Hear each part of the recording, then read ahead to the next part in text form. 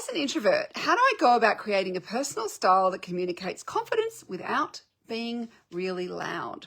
So I'm an introvert too. And just because you're an introvert doesn't mean you want to be the wallflower in the corner. So there are days I want to go out and I want to be seen, I want to be noticed. And there are other days where really I just don't want to have a conversation, so I may want to dress in a quieter way. But if I'm particularly in the workplace, if I'm in a meeting where I want people to ask my opinion, I actually need to wear something that stands out a little bit, because that means I don't have to use my energy. For me as an introvert, energy is a finite resource. I've only got so much of it. And so I have to be careful about it. It's a precious resource to me. So this is where I often use colour to do the energy work for me. Where if I'm in a situation where I know I'm going to be in a group, which I find quite tiring quite easily, where I can suddenly, become very shy, or feel like I'm more shy or introverted, or find that it's really hard to get a word in edgewise, that is where I will wear my warmer, brighter colours. So when we're talking warmer here, what we're talking is an overtone of warmth. So, kind of pinks and reds for me, or if you are warm, it'd be your oranges, yellows, as well as your pinks and reds. We see these as warmer, brighter colours. They come forward, they are more noticeable. And when you're wearing those colours, that means it helps other people to see you. When you move, they grab attention, and therefore, if I need to be seen, I can use that colour to do the energy work for me, rather than having to use my precious energy. Now, there are other days where I might want to just, go down to the supermarket and not have to have a conversation with anyone. So this is where I might wear my more receding colours. So our cooler overtone colours, so blues, greens, and our neutral colours are more receding. And so therefore, if this is something you want to do, some days you might want to go for more receding colours if you don't want to be grabbing attention, or it just feels like it's too much for you. You just don't have the energy for it. But some days I actually use colour, particularly in the middle of winter, when it's cold and it's dark and it's grey. I might want my pinks and reds because they make me feel more energetic. Versus in the middle of summer, I'm more likely to want to wear my blues and greens and my cooler, more receding colours, because they feel more refreshing on as well. So another thing to think about.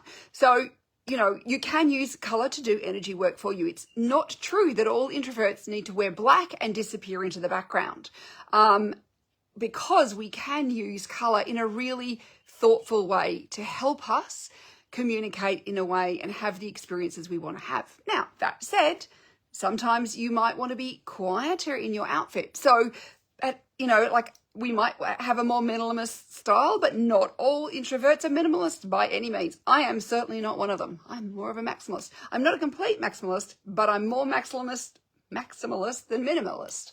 But if your style is more naturally towards the minimalist end of the town, it could be that you could feel that your outfits are kind of a little boring or dull. So it's thinking about, how do I make them more interesting? So things you can do is add some texture, because texture adds more interest. Like I have a textured cardigan on today. It adds interest and variety to your outfit.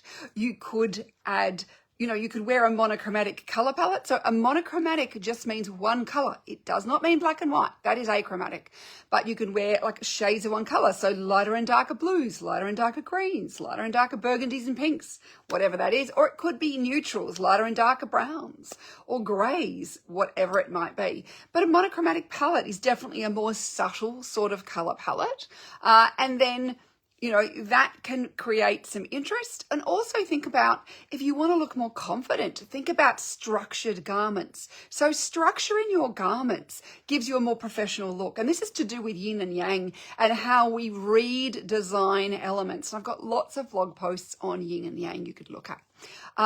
But how we redesign elements. So if I want to look more confident, I want to have more yang elements in my outfit. And these include solid fabrics, structured garments, a higher value contrast, warmer colors, straighter lines. And that's why structured garments have more straighter lines. So all those things add a more yang appearance, and therefore add the appearance of more confidence. So if you want to have that, that's a way of doing it without necessarily having to be in a bright, bold color. So you can do that. You can also think about well-fitting garments always make somebody look higher status, interestingly, according to research, and give people an edge of looking really well put together as well, because when your clothes fit you as if they were made for you, they always look higher quality as well. And of course, you can look for interesting detail, interesting construction that could make an otherwise plain garment interesting. You could also go for pattern. Now, not all pattern is big and bold and bright and in your face. There are many subtle patterns around. It could be almost a textural pattern, or it could be a monochromatic pattern, shades of green or shades of blue. A smaller contrast, a smaller size, scale of pattern, and a lower contrast is always more subtle compared to a large scale and a larger contrast.